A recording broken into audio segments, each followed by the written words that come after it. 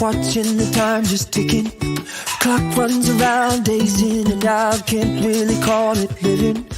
Somewhere I let light go dark, but here's where my new story starts. Take my life. Hello, welcome to Heart of the Tribe. My name is Chelle Wagner, and I have probably my favorite guest with me today. This is my husband, Robert, and he is the man behind everything that I do. He was the first one to encourage me to make my very first YouTube video and to tell me that I could do it.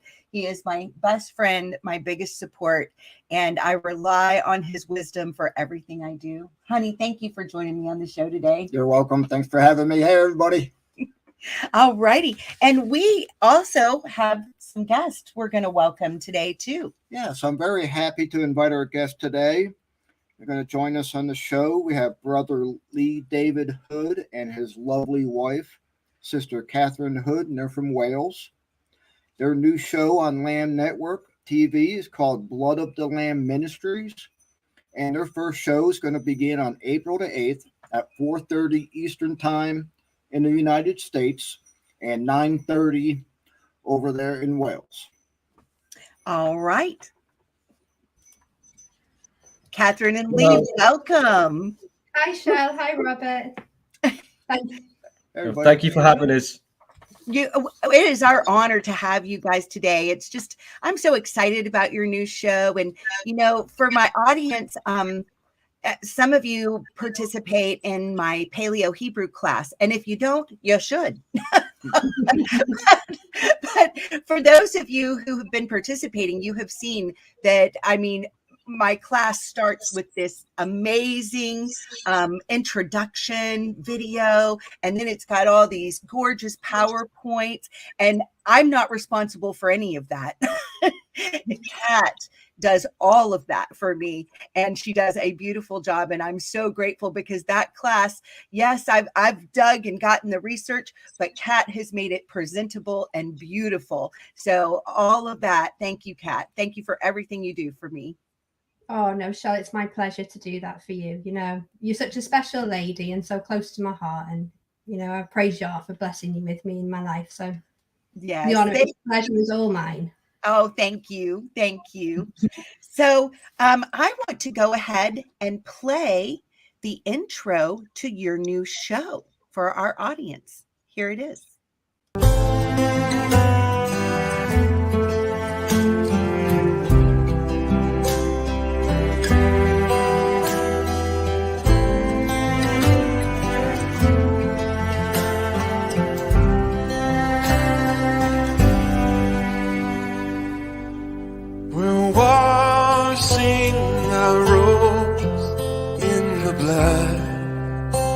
Lamb, getting ready to go, stand before you at your throne, day and night, serve you forevermore.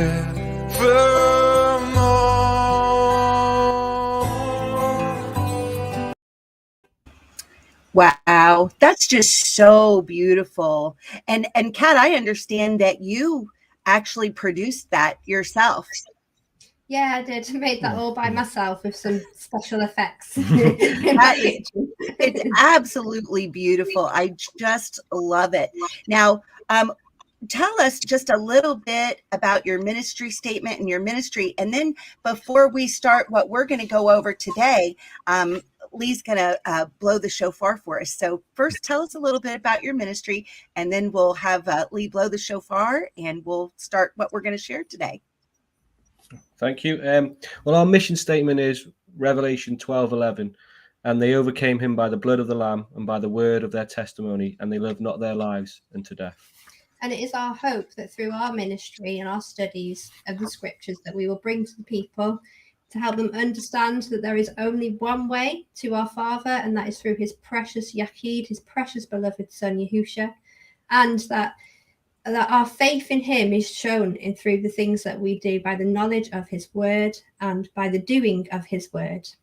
And when we study, we dig in very deep and extract as much as we can. And we try to get back to how it would have been and how it would have felt for people living at the time of Yahusha. We dig in really deeply into word studies and things like that. Passover is probably the best example actually that we can give of how our ministry will work.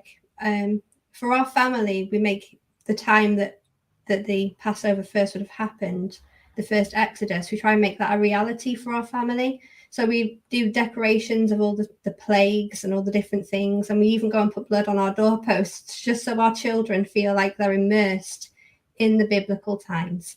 And they feel like they can bring it, they feel like they're a part of that experience. So that's what we want to do with our ministry, is make people feel like they are living back in those times and they understand where that all came from. I think it's wonderful. Kat had shared some pictures with me of all the different creativity, the creative ways that she brings that in for her family.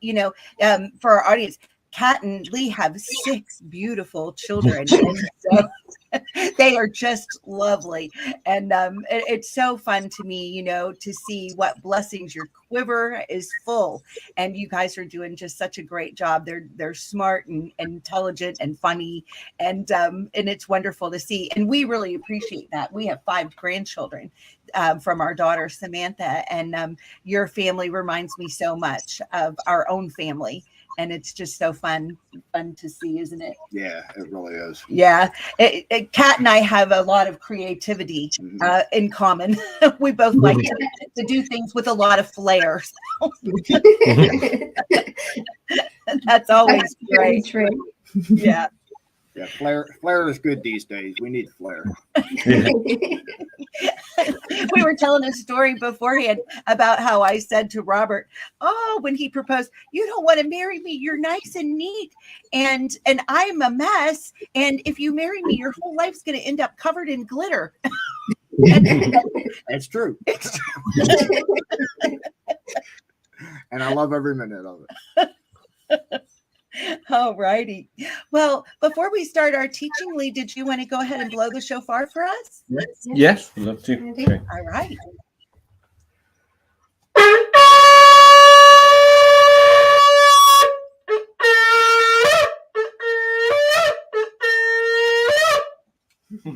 Wow, that's awesome. How wonderful. I love the sound of the shofar.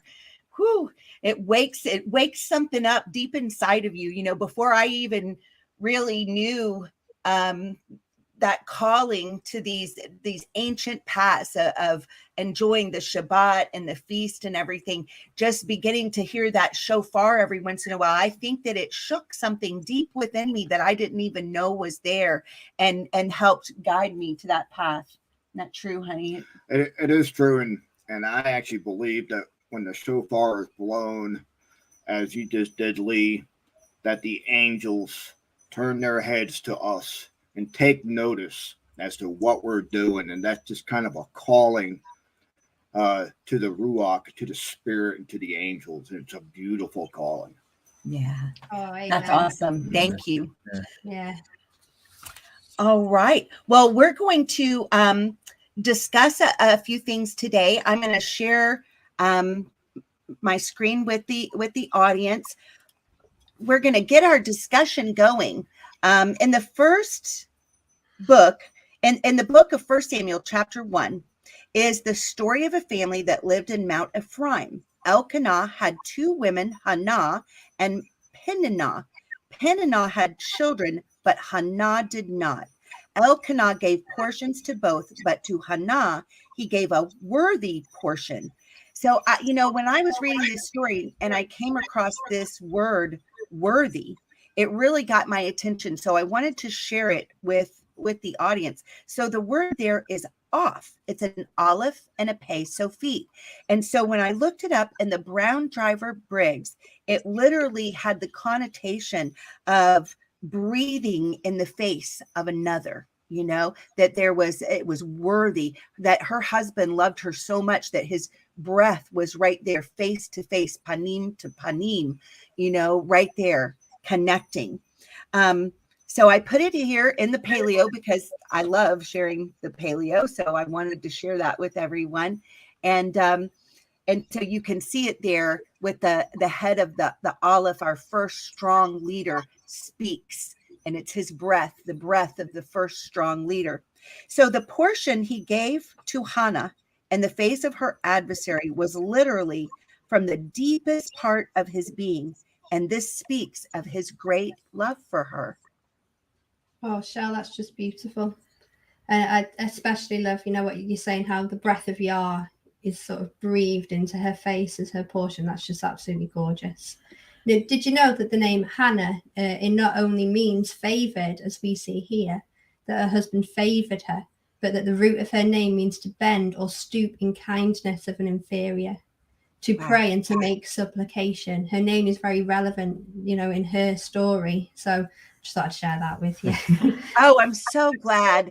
That's what's so much fun about the way that we work together is just we seem to just be on the same page and both get insights. And I just love it. Thank you. I love your insights. Thanks, Chelle. Okay. So Yahuwah himself had shut her womb until she cried from the depth of her being and made the vow Yahweh was desiring, which was for her to dedicate to him the deepest longing of her heart, the child to come, which would be Samuel. Yeah, we read that Hannah poured out her soul to Yahweh in verse 15. It ends with saying, but have poured out my soul before Yahweh. And it reminds me of, because I've been going through it recently, when Yaakov wrestles with Yah. The place where it happens is called Yabuk, and it means emptying. So when Yaakov was wrestling, he was pouring out himself before Yah, removing all the, because he was filled with fear, so he was removing all the his instincts of the flesh that he had in fear in Esau. And this transformation was symbolized in his name being changed. And we are to pour out our souls before Yah and our hearts before Yah. In Psalm 62:8, it says, trust in him at all times, ye people. Pour out your hearts before him. Elohim is a refuge for us. Selah. And we're told in Romans, when we pour out our souls, he'll fill us with his ruach. In Romans 15:13, it says, now the Elohim of hope will fill you with all joy and peace in believing, that you may be bound in hope through the power of the Ruach HaKodesh. So it's when I was reading your notes, it just brought this to mind, this pouring ourselves out before Yah and him filling us up. Just made me think of all that. I'm so glad you brought that up, Lee. That story of the wrestling is one of my favorite stories in Scripture. How many times have Robert and I talked about that, that wrestling, happens and sometimes our hardest places, the biggest places of our fear, and we have to submit that fear unto Yah, and he meets us right there and challenges us so that we can, grow and overcome and go on and do what he's called us to do. And that's one of our favorite stories. Yeah. I have not personally had my hip broken by Yah, but I have had to wrestle many, many times and to learn a lesson. Yeah, absolutely. All right. Okay. I'm going to read a little bit more for us. So Hannah went to the temple, and Eli the priest, observing her deep communion and prayer with Yahweh, accused her of being a drunkard. Her response in 1 Samuel 16 was, count not your handmaid for a daughter of Belial, for out of the abundance of my complaint and grief have I spoken hitherto. So, I wanted to look up this word Belial really got my attention because Dr. Pigeon has been teaching some on that lately on his Thursday night YouTube channel. And if you've never watched Dr. Pigeon teach on Thursday nights, I can't recommend it highly enough. I just can't believe how much I have learned over the years just by tuning in on Thursday nights as he has taught. And so today, when I saw that, as I was studying for this, it really caught my attention. And that word Belial is Strong's 1100. And then when I looked in the Brown Driver Briggs, it meant worthless or good for nothing, being unprofitable, right? So as I go on, so when you look at the roots for the Hebrew, it has the connotation of the howling one, the evil one who has failed to ascend, right? And so we know that that is Hasatan. We're going to talk about that for a minute. As soon as I can get my mouse down to remove the screen. I'm still learning how to navigate it. Something I'm least looking forward to. Exactly. Now, did you guys have any thoughts on that? Go on. It's right before we're going to start talking about Jubilees next.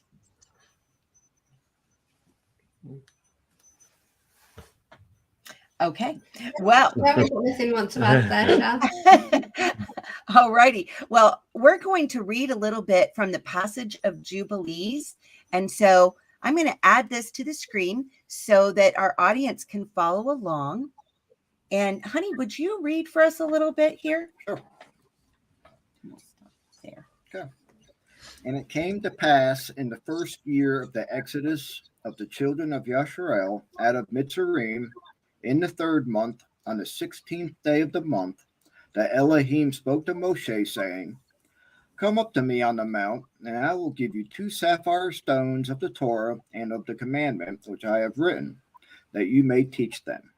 And Moshe went up into the mount of Elohim, and the glory of Yahweh abode on Mount Sinai, and a cloud overshadowed it 6 days. And he called to Moshe on the 7th day out of the midst of the cloud, and the appearance of the glory of Yahweh was like a flaming fire on the top of the mount. And then Moshe was on the mountain for 40 days and 40 nights at that point, wasn't he? Yeah. Yeah. And whenever I read of 40 days, it brings to mind all the events in Scripture, which could be seen as times of spiritual testing and transformation. Yahushua would be in the wilderness for 40 days, where he was tempted by Hasatan and rebuked him. Goliath challenged the army of Yasharel for 40 days before David slew him. Nineveh was given 40 days to repent in the book of Jonah. And we also read in 1 Kings 19 that after fleeing Jezebel, Elijah or Eliyahu would travel to Mount Horeb, the Mount of Elohim, for 40 days. And then when we look at Moshe as well, is that his life was separated into 3 periods of 40 years. You know, he had 40 years in Mitzrayim, 40 years in Midian, and then 40 years in the wilderness. And then that 40 years in the wilderness was because of the 40 days that the spies searched out and they gave a bad report. So whenever I hear of 40 days, it just recalls all these events and just makes me think of times of testing and trial and times when we can also be transformed by Yah. Yeah, that's amazingly. I'm really glad that you brought that up about the 40 days. You know, I was on a new teaching that's on Sefer Academy yesterday. John Austin Reed is teaching about the Mazarot, and he was, you know, talking about events that are happening in the heavens, and he was pointing out in current day what is separating those events, and it's always these 40-day periods or 120-day periods, which would be divided up into the 340 days. So it's a very significant, you know, time marker that we need to pay attention to. I'm glad you brought that one up. All right, let's read a little bit more. And so we're here. And Moshe was on the mount 40 days and 40 nights. Did you want me to stop there? No, keep going. And Elohim taught him the earlier and the later history of the division of all the days of the Torah and of the testimony. And he said, Incline your heart to every word which I shall speak to you on this mount, and write them in a sefer in order that their generations may see how I have not forsaken them for all the evil which they have wrought in transgressing the covenant which I established between me and you for their generations this day on Mount Sinai. And thus it will come to pass when all these things come upon them, that they will recognize that I am more righteous than they in all their judgments and all their actions, and they will recognize that I have been truly with them. And do you write for yourself all these words, which I declare unto you this day, for I know their rebellion and their stiff neck. For I bring them into the land of which I swore to their fathers, to Abraham, and to Ishak, and to Yaakov, saying, Unto your seed will I give a land flowing with milk and honey. And they will eat and be satisfied, and they will turn to strange Elohim, the Elohim which cannot deliver them from all of their tribulation. And this witness shall be heard for a witness against them. For they will forget all my commandments, even all that I command them, and they will walk after the other nations, and after their uncleanness, and after their shame, and will serve their Elohim, and these will prove unto them an offense and a tribulation and an affliction and a snare. And many will perish, and they will be taken captive, and will fall into the hands of the enemy, because they have forsaken my ordinances and my commandments, and the feasts of my covenant, and my Shabbat, and my holy place which I have sanctified for myself in the midst of the land, that I should set my name upon it, and that it should dwell there. And they will make to themselves high places, and Asherah poles, and graven images, and they will worship, each his own graven image, so as to go astray, and they will sacrifice their children to devils, and to all the works of the error of their hearts. And I will send witnesses unto them, that I may witness against them. But they will not hear, and will slay the witnesses also, and they will persecute those who seek the Torah, and they will abrogate and change everything so as to work evil before my eyes. And I will hide my face from them, and I will deliver them into the land of the other nations for captivity, and for prey, and for devouring. And I will remove them from the midst of the land, and I will scatter them amongst the other nations. And they will forget all my Torah and all my judgments, and will go astray as to new moons, and Shabbath, and feasts, and jubilees, and ordinances. And after this they will turn to me from amongst the other nations with all their heart, and with all their soul, and with all their strength. And I will gather them from amongst all the other nations, and they will seek me, so that I shall be found in them, when they seek me with all their heart and with all their soul. And I will disclose to them abounding peace and righteousness, and I will remove them the plant of uprightness with all my heart and with all my soul, and they shall be for a blessing and not for a curse. And they shall be the head and not the tail. Those verses that Robert just read, they really ring true to our heart now, don't they? How we're seeking after Yah, and we're returning to his Sabbaths and his feast days, and returning to with our whole hearts, wanting to follow his ways out of a love for him and not out of the glory for works. And the verse that verse 17, that really reminds me of Psalm 1:2. But his delight is in the Torah of Yahweh, and in his Torah he meditates day and night. And he shall be like a tree planted by the rivers of water, that bring forth his fruit in his season. His leaf also shall never wither, and whatsoever he does prospers. Those verses really just remind me of the verse in Psalms, and in Deuteronomy 28 with the blessing for those who keep his ways, that they will be the head and not the tail. They just speak to your heart, verses like that, and really encourage you to do his word. And I absolutely love that. I do too, Kat. I love the way that Jubilee starts, and how it starts with Moshe, and it gives kind of a recap, of everywhere that we've been and where Yah's taking us in this generation. It's so relevant. And those passages that you were just saying, those are the ones, they speak to our heart of such promise and such hope. Thank you for sharing those. Okay, we're going to keep reading. And I will build my sanctuary in their midst, and I will tabernacle with them, and I will be their Elohim, and they shall be my people in truth and righteousness. Whenever I read of your tabernacle with us, it reminds me of John 1:14. The word made flesh, tabernacled with us. And through these verses, I also get the feeling that it's more prophetic of New Jerusalem when it descends. In Revelation 21:3, we're told, and I heard a great voice out of the heaven saying, behold, the tabernacle of Elohim is with men, and he will tabernacle with them, and they shall be his people, and Elohim himself shall be with them and be their Elohim. So it really reminds me and brings true that. And we're also told that there'll be no more tears and no more pain and no more suffering. What awesome promises those are. Just absolutely wonderful. And I will not forsake them nor fail them, for I am Yahweh Elohim. And Moshe fell on his face and prayed and said, O Yahweh Elohim, do not forsake your people and your inheritance, so that they should wander in error of their hearts, and do not deliver them into the hands of their enemies, the other nations, lest they should rule over them and cause them to sin against you. Let your mercy, O Yahweh, be lifted up upon your people, and create in them an upright ruach, and let not the ruach of Beli Ya'al rule over them to accuse them before you, and to ensnare them from all the cycles of righteousness, so that they may perish from before your face. Yeah.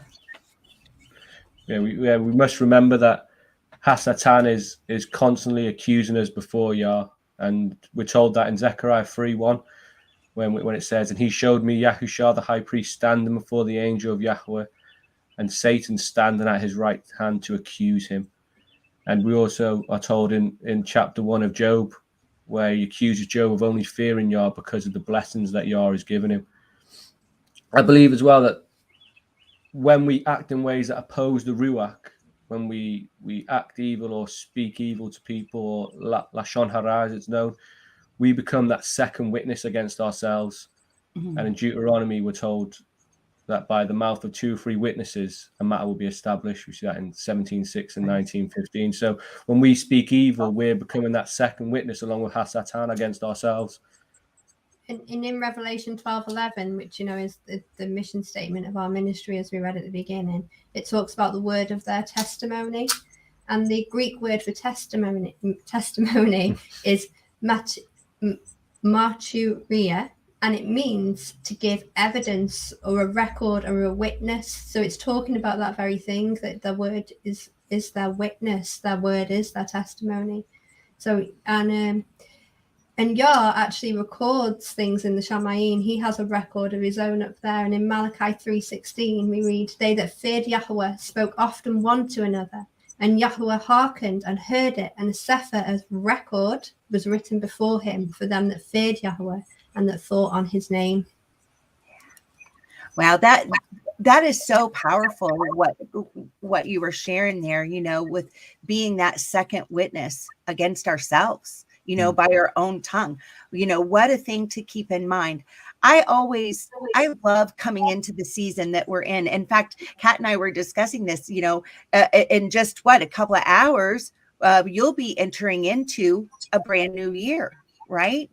And we will tonight as well. And then the first thing that we get to do is come into Passover on the 14th of Aviv, right? And so, it's a really good time for us to be reflecting. And what I start doing, I start, going through the cabinets right away and pulling out everything that, has got the leaven in it, and saying, okay, we either need to eat this up or it's being thrown out, so that we're well aware of what's there.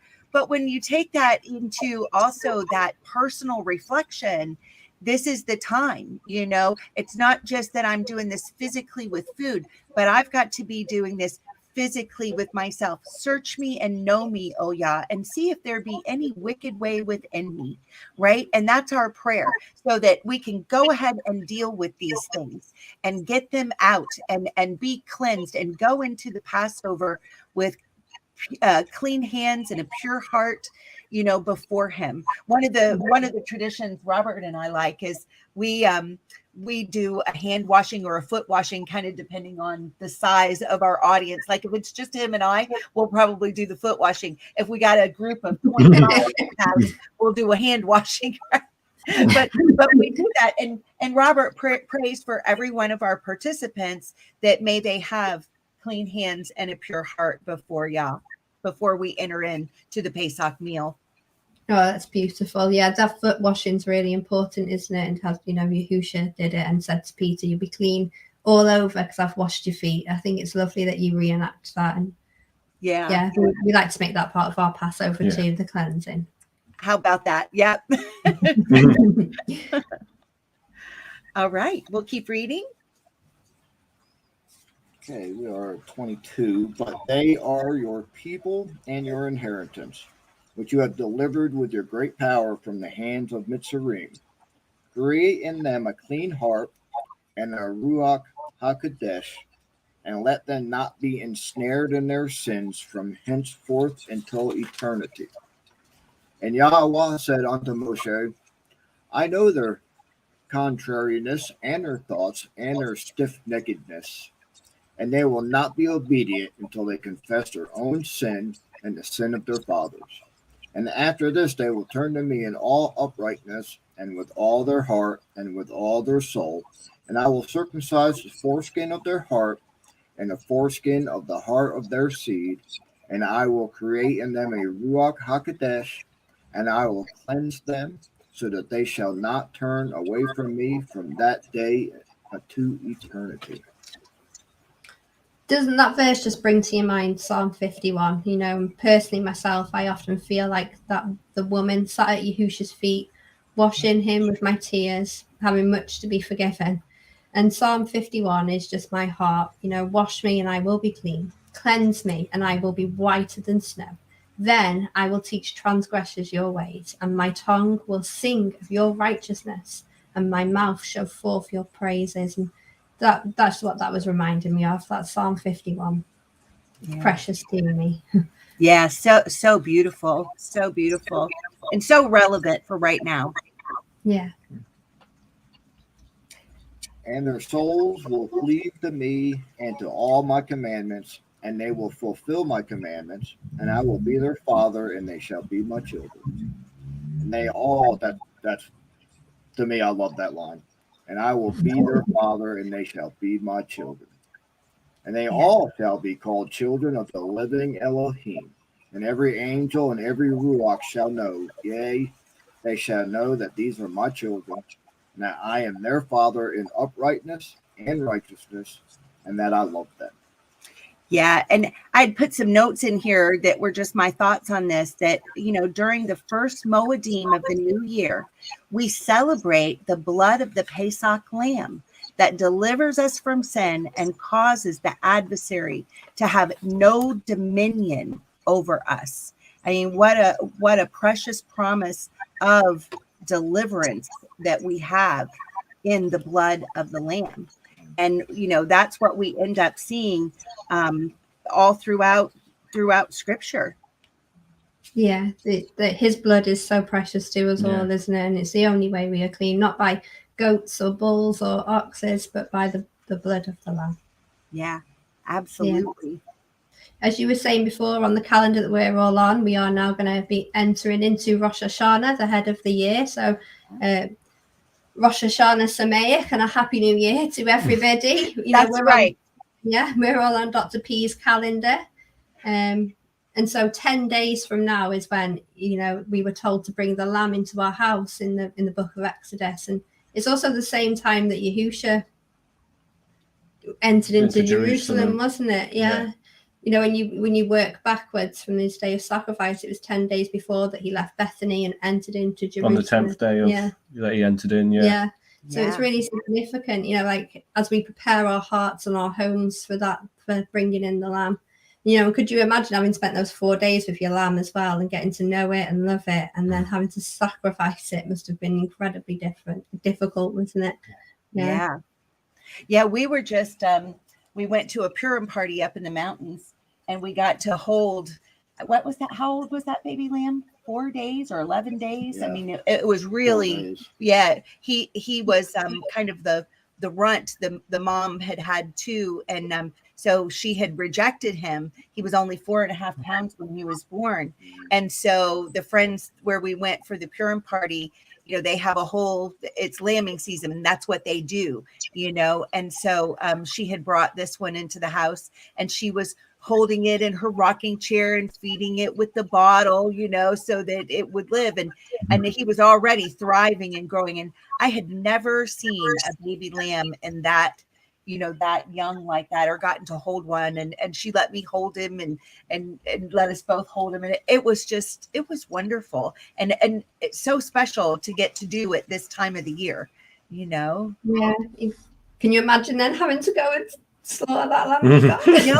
or how you would comfort your children and say, this is what we need to do to be obedient, and the sorrow that would descend in the household. I mean, I can imagine my grandchildren, because they get attached even to our chickens. Oh, Chelle, no, it must be utterly heartbreaking to have done that, really. And in Isaiah, doesn't it say something about that he went to the slaughter like a lamb because he didn't speak? There was no fight. So those precious little baby lambs mustn't fight back. But it is, to obedient, we must, sacrifice our lamb, and our lamb is Yahusha now, obviously. But still, I can't imagine having to actually physically do that. I know, absolutely. That would certainly be the man's job. Yeah, definitely. How do you feel about that one? I'd be sending Lee out the back. It wouldn't be me. That's right. Oh, all right. Well, I know we had some New Testament scriptures to go over too. We have some scripture out of Matthew 26. I didn't know if you wanted to try to share the PowerPoint. I will have we a can go. See if that works. Just give me one moment. No problem at all. I'm going to check our comments here for a minute. Tammy is here. She's always here. Thank you, Tammy, for being here. We appreciate you. It always encourages me to know that you were watching. And Tammy is letting us know, just saying hello to both Robert and I, and both to Lee and Catherine. And she loves your new intro. The music is fabulous. That music on their intro is from James Block. And he gave them permission to use that. And it's what a beautiful, beautiful song that is. And we love the music of James Block. We were blessed to get to go and see him. He made a visit to Mount Airy, North Carolina. Yeah. And we were able to go and see him there. Nice guy. Very nice. Yeah. Very pleasant. Yeah. So that was wonderful. Well, we'll go ahead and read some of these New Testament scriptures. We've got Matthew 26, 17 through 25. I can add that to the stream. And Lee, can you see that well enough to read for us? Yeah, you got it? Yeah, I've got it. Matthew 26:17. But before the feast of Matzah drew on, the Talmudim came to Yahushua, saying to him, Where will you that we prepare for you to eat the Pesach? And he said, Go into the city to such a man, and say unto him, The rabbi says, My time is at hand, and I will keep the Pesach at your house with my Talmudim. And the Talmudim did as Yahushua had appointed them, and they made ready the Pesach. Now when the even was come, he sat down with the 12, and as he did eat, he said, Amen, I say unto you, that one of you shall betray me. And they were exceedingly sorrowful, and began every one of them to say unto him, Adonai, is it I? And he answered and said, He that dips his hand with me in the dish, and the same shall betray me. The son of Adam goes as it is written of him. But woe unto that man by whom the son of Adam is betrayed. It had been good for that man if he had not been born. Then Yehuda, which betrayed him, answered and said, Rabbi, is it I? He said unto him, You have said. Yeah. Wow. Isn't that just, incredible? Can you imagine being at that Passover with the Messiah, and you have seared your conscience to such a fact that, you have the ability to just ask the Messiah, is it me? Am I the one who's going to betray you? And I just can't imagine that whole thing taking place. And the Messiah tells you, yes, you are the one who has done this, absolutely incredible. Yeah, I couldn't imagine it either. All right. I'm trying to make that work, Chelle, but I don't know. I'm going to add it. There it is. There is another beautiful PowerPoint by Kat. I love it. She's got the menorah, the wine, the matzah. There we are, right? Okay. So that is just gorgeous. My friend Karen Jolly has joined us also, and it was her congregation, her and their whole congregation that we just went up and celebrated the Purim party with, and she's a wonderful friend. I'm so glad that she's here with us today too. Okay, well, can we advance that one, or should we use our document? Let's see. Is it moved for you? I don't know if it does now. I think so. Okay. Yeah. Okay. So 26 to 29. And as they were eating, Yahushua took the bread and blessed it and broke it and gave it to the Talmudim and said, Take, eat, this is my body. And he took the cup and gave thanks and gave it to them, saying, Drink ye all of it. For this is my blood of the renewed covenant, which is shed for many for the remission of sins. But I say unto you, I will not drink henceforth of this cup of this fruit of the vine until the day that I drink it anew with you in my Father's kingdom.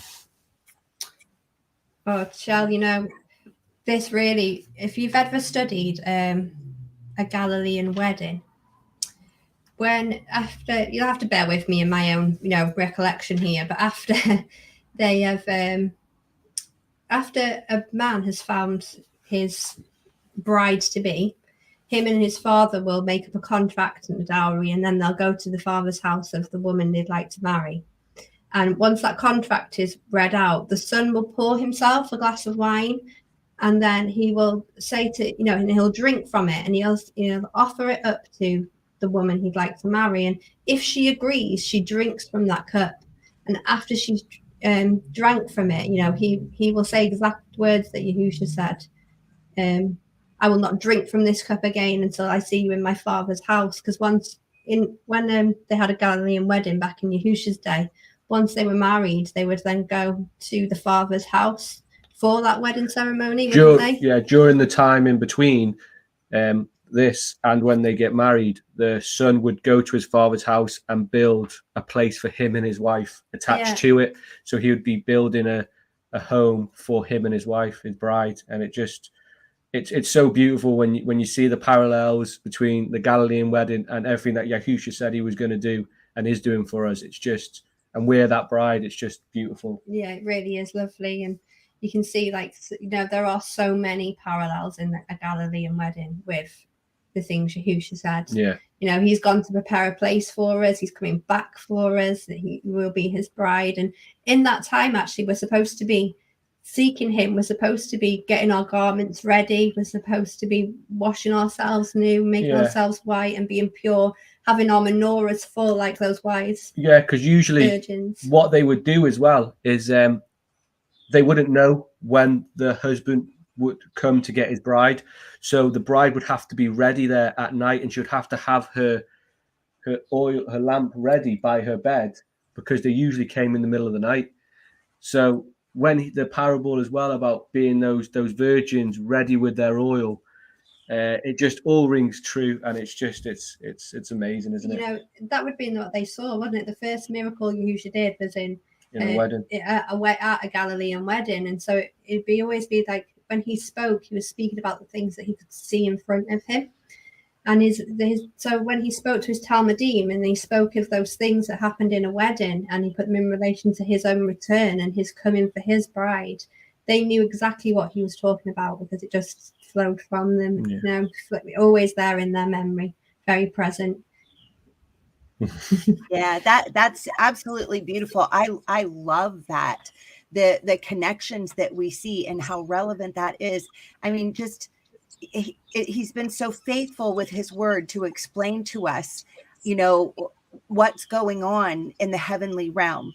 And that's where our faith kicks in. You know, we don't have to, you know, have, you know, anything more than that for us to know and to believe. We can read his word and we see the example, and then our hearts can trust safely in that. You know, Yeah.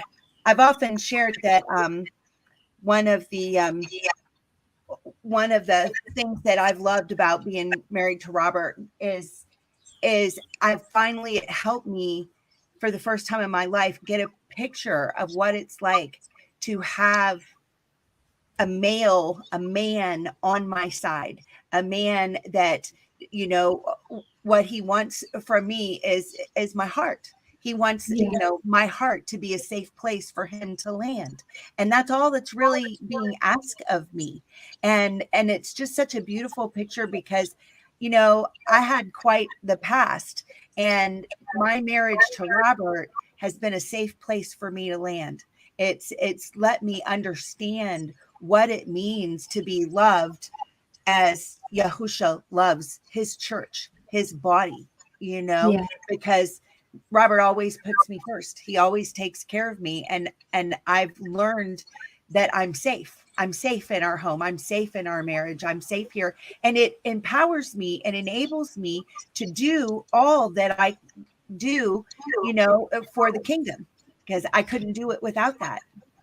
Having that true biblical marriage like yourselves have got, you know, where actually we came out of the side of our husbands and we're next to him and we are to be each other's rib. And you know, that word rib means like a support, a plank in a house, you know, so we are each other's support. We comfort each other and love each other just as yourselves do. And having that true biblical marriage really speaks to your heart with the love that Messiah has for us and the Father has for us, doesn't it? And you know, Adam and Eve really are a very good example of what it means to cleave to one to another.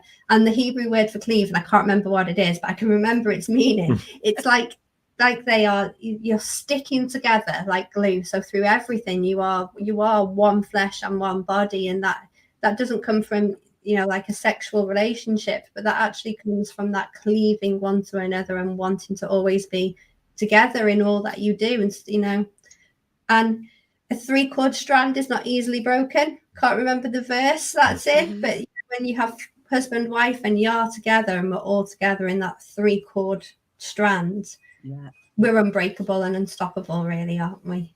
Yeah. What is it that we always say when things get rough? Team Wagner. Team Wagner. But we take that seriously with Yah. And just as you said, Yah, and then us, team, that we're whole. We are complete when Yah is right here with us, and then we keep Yah with us all the time, no matter what. Yeah. You know what's interesting about that? The very essence of the word shalom is the connotation of wholeness. You know, it's not just peace, but it's the connotation of wholeness. And, you know, that's what I love about our house. I mean, I wake up in the mornings and I'm like, wow, thank you that I have the ability to wake up in peace, that I've been sustained throughout the night, that I wake up and I know that I'm loved, that I'm cared for, that I'm safe, that there's peace and wholeness in our home. It's a respite from the craziness that goes on in the world. This home, you know, is our safe place and a place. And that is, it doesn't matter where we physically live, because we have found the same thing living in a camper in a campground. You know? It's not the building, it's the marriage, it's the unity, it's that three-chord strand, and that goes with us no matter where we go. Yeah, really, it's beautiful that you've got that. Your whole feel is that Deuteronomy 28 verse where, it encompasses shalom as a whole word. You'll have favor in your basket, you'll have favor in your fruit of your land, the fruit of your womb. You just said you've got 5 grandchildren. That's like incredibly blessed, Yeah. And he'll favor you in health and in prosperity, and that is all over you too. You see that all the time, that you are living that obedience to Yah, and you are seeing the blessings from it. Like, we are saved through his blood, but blessed through our obedience. It's like that two thing. Yeah, absolutely. All right, we did have another scripture to read. I don't know, is it on the PowerPoint, Kat? I think so. If you give me okay, 1 second. I'm going to add that, and I think it's Matthew 27. Yeah. Oh, okay. Here's the next one where we got to. All right. Lee, did you want to read for us some more? Yeah. Keep reading. So Matthew 26:30. And when they had sung a hymn, they went out into the Mount of Olives. Then said Yahushua unto them, all ye shall be offended because of me this night, for it is written, I will smite the shepherd, and the sheep of the flock shall be scattered abroad. But after I am risen again, I will go before you in Galilee.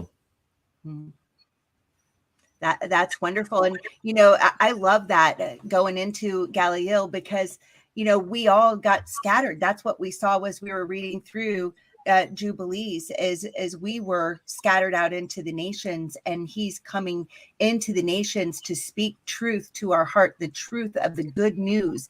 And that was that he died for all men, not just one bloodline, but for all that would have a heart to be circumcised unto him, and a heart of flesh that have a desire to do things his way. And we're really seeing that rising up in people all over right now. And it's a wonderful thing to see.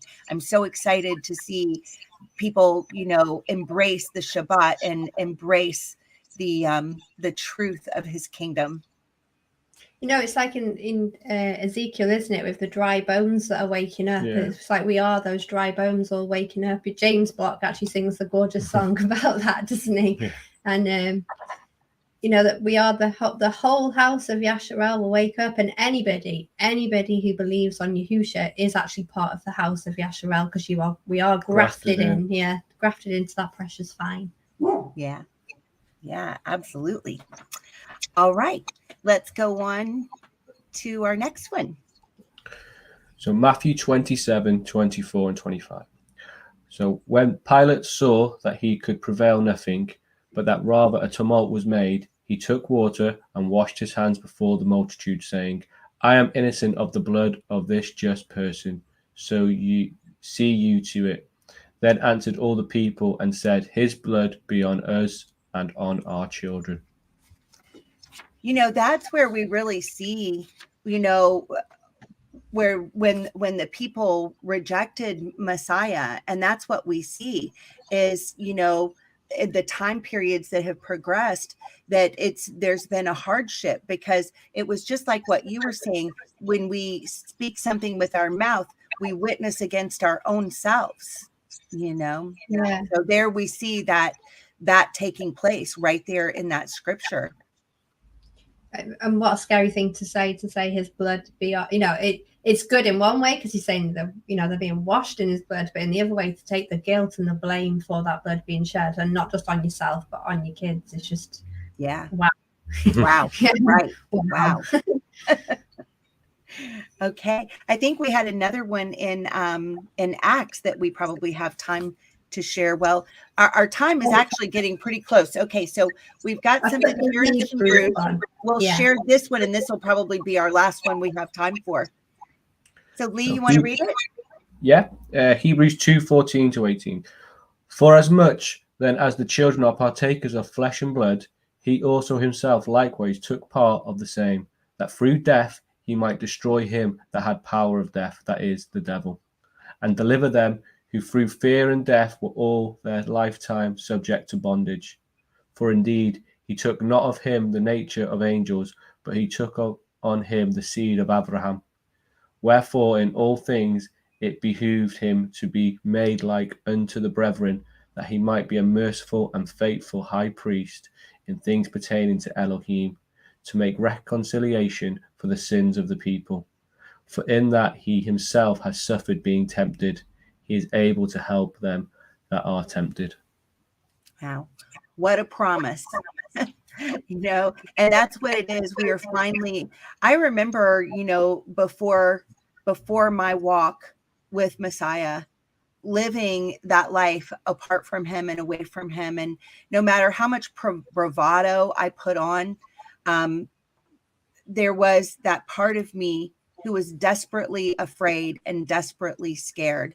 And I was really rude to people that I thought were religious, because I was just being so contrary. And the root of it was that I was deeply afraid, and had trouble even sleeping at night. And, the things you kind of know there are consequences for our actions. And, I'm just so grateful that I was able to grasp the truth of the scriptures, that I am able to come to Yah, ask for forgiveness, and have his blood applied to my life so that I can walk in freedom and I don't have to be afraid anymore, because I know what my destiny is at this point. And that is, just like Lee, you were sharing earlier, that there's a home for us. There's a place for us, he's made a way for us. And so I'm so grateful for that. And he's made that way to all that have a heart to embrace him. It's not held aloft for this special person or that special person, but he made a way for all people. Yeah. All right. Well, last thoughts, Catherine and Lee. Well, we're just very grateful to you actually, Chelle, and for having us on your show, and for introducing us to your friends and out there. And we just hope that even if your heart is very cold to Yah, that at this time of year you'll be able to see that he has a love for all of us. In every single one of us, he has a love for, that he created each and every one of us in his own image.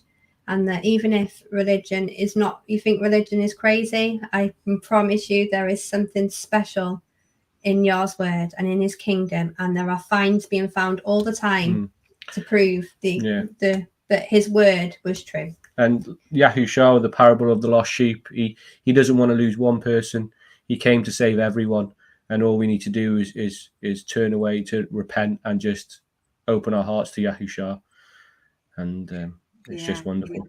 Well, thank you both for being with Robert and I today. And thank you, sweetheart, for being here with us today. Thanks for having me. It was a really fun show. And I hope you'll come back and join me next week. I'll be going over the Seder.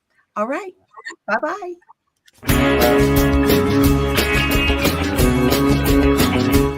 We are richly blessed to bring you what we believe is the fullest, most diverse, yet up-to-date progressive teachings, discussion, and prayer programming you can find anywhere on this planet. Be sure to take the tour of the MessianicLambRadio.com website. I'm Susan Hoogie, thanking you for joining us on the Messianic Lamb Video Network.